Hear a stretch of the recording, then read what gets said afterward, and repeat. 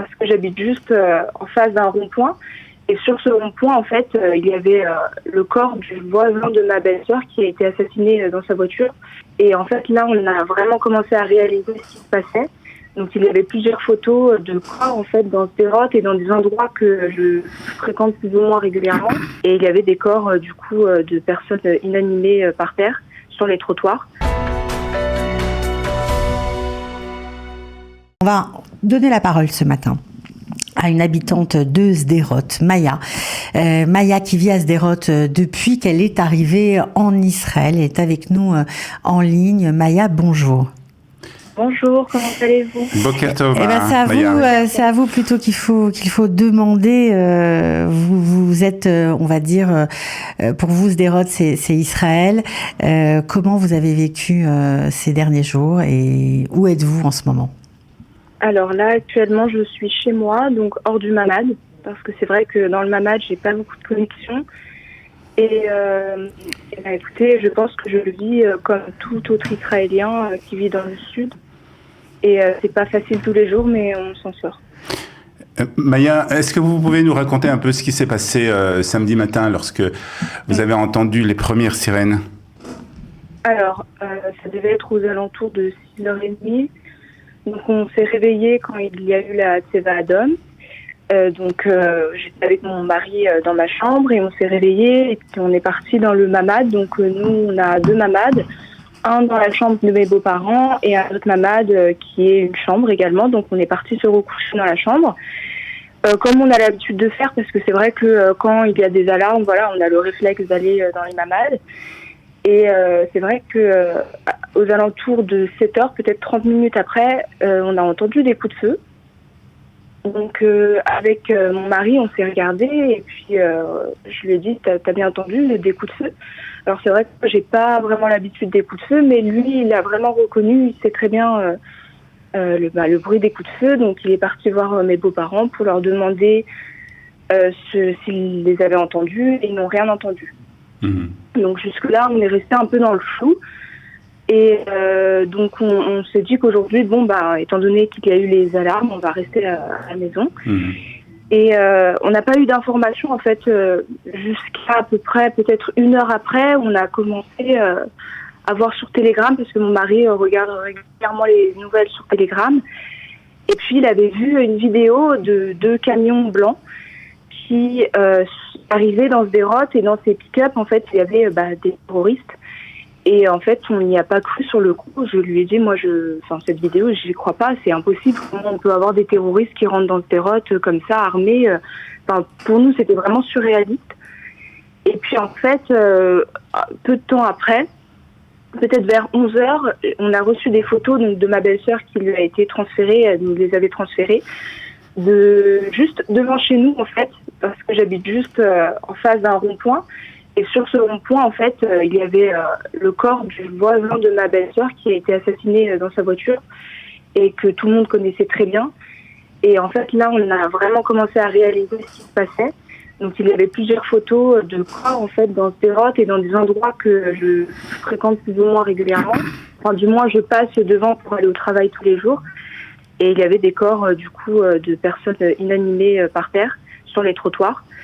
Et donc là, on a vraiment réalisé ce qui se passait. Donc, on a commencé ma belle famille a l'habitude, ils sont de Sderot, donc ils ont commencé à prendre les choses très au sérieux. Ils ont barricadé la maison, barricadé les fenêtres.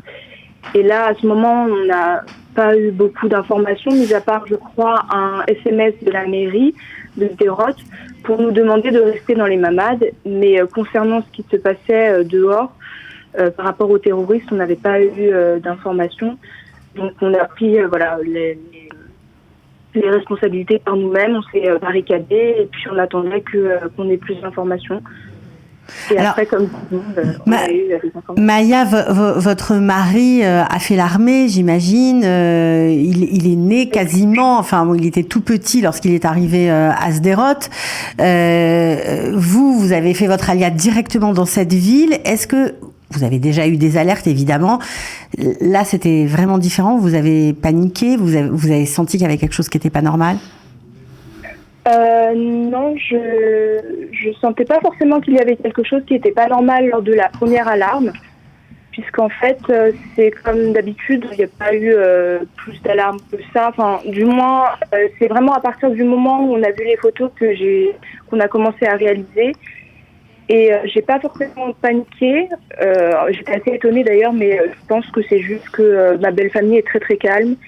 Et parmi mes petits, en fait, on ne panique pas quand tout le monde est calme autour de soi.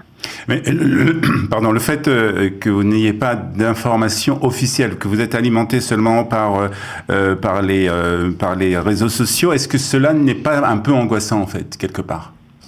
Écoutez, j'avais besoin de réponses. C'est vrai que je restais beaucoup dans le flou. Mais je pense que tout le monde était surpris et c'était tellement... ça arrivait, les informations arrivaient d'une minute à l'autre et on les a prises comme ça, on a pris directement tout au sérieux. Alors, comment ça se passe aujourd'hui, hier? Comment ça s'est passé pour vous? Qu'est-ce que vous projetez de faire? Est-ce que c'est encore supportable de rester à Sderot? Est-ce que vous avez envie d'aller vous reposer, d'aller respirer un peu plus au sud encore ou plus au nord? Alors, mon mari a décidé qu'on partirait de Sderot et qu'on partirait à Eilat, donc dans le sud. Et donc, il est en contact avec mes belles-sœurs. Toute ma belle famille vit à Sderot. Mais c'est vrai que tout le monde n'est pas forcément d'accord, puisque j'ai quand même des belles-sœurs qui ont des bébés en bas âge, on est beaucoup. Et c'est soit tout le monde part et tout le monde quitte Sderot, on laisse personne derrière, soit on reste tous ensemble à Sderot, toujours en contact. Et c'est vrai que pour l'instant, on va dire, c'est plus ou moins en cours de négociation. On a besoin que tout le monde soit d'accord avant de partir à Eilat, pour qu'on puisse tous se préparer ensemble et partir tous ensemble. Après, c'est vrai qu'avec des enfants, prendre la voiture, on a toujours un peu l'appréhension de sortir dehors. Est-ce que vous avez été contacté par les services sociaux de la mairie, par peut-être l'armée, qui vous ont proposé justement d'essayer de vous placer dans d'autres villes du pays? Alors personnellement, non.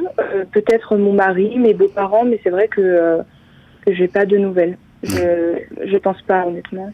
Il a été appelé en tant que réserviste. Votre mari, je pense qu'il a fait l'armée aussi. Oui, il a fait l'armée. Il est en contact effectivement avec l'armée. Alors il leur a expliqué qu'il voudrait mettre sa famille en sécurité avant, toute sa famille, et après il fera son devoir, ce qu'il a à faire. Est-ce que les alarmes sont incessantes? Est-ce que ça sonne? Est-ce que vous entendez les avions? Comment est l'ambiance aujourd'hui? Oui, on entend tout le temps des aircraft, on entend souvent les alarmes. Alors ça va pas forcément être à Sderot, j'imagine ils essayent de viser plutôt le Merkaz, Tel Aviv, etc. Donc ça peut survoler, et puis non, c'est vrai que non, on a des bruits constamment, et puis aussi des bruits de bombardement sans alarme tout le temps. On avait parlé aussi de terroristes qui se promenaient dans la rue, dans les rues de Sderot. Où on en est de ce côté-là aujourd'hui? Est-ce que ce danger est totalement éliminé? Alors, totalement éliminé, je ne sais pas. Tout est possible, je pense, à l'heure d'aujourd'hui. Rien n'est pas envisageable. Mais la ville est sécurisée, puisque mon mari, hier, est sorti faire les courses. Et puis, c'est vrai que c'était un peu la cohue dehors. A priori, il y avait une queue. Mais il y avait l'armée dehors, donc c'était du moins sécurisé. Après, on n'est jamais sûr de rien. Très bien, merci beaucoup Maya. En tout cas, Maya, on vous souhaite bon courage, que vous soyez, on va dire, en avant de vous laisser, Maya, est-ce que vous avez un appel? Est-ce que vous avez besoin de certaines choses et que peut-être on peut vous aider dans ce cas-là? Écoutez, non, j'ai besoin de rien. On a tout le nécessaire. Tout le monde n'a pas cette chance d'ailleurs, donc j'en suis très reconnaissante. Et c'est vraiment gentil, mais j'ai besoin de rien. Merci. Merci beaucoup Maya pour ce témoignage. Bon courage. Faites attention à vous et à vos enfants.